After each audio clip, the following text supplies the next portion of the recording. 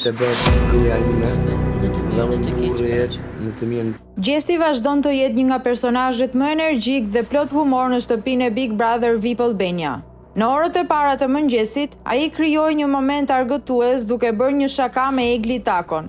Në një skenë të improvizuar, këngëtari nga Kosova i ul në gjunjë dhe i propozoi martesë asaj, ndërsa pranë ndodhej edhe Danja. Me tone humoristike, Gjesti e formuloi propozimin e tij në mënyrë të çuditshme, duke thënë se dëshironte një martesë shoqërore me Eglin. Ai e pyeti nëse pranonte të ishte gruaja e tij, duke shtuar se dashuria e tyre duhet të qëndronte e fortë edhe në mungesë të pasurisë. Madje ai shtoi me shaka se do të blinte një Ferrari vetëm nëse do t'i mbeteshin para.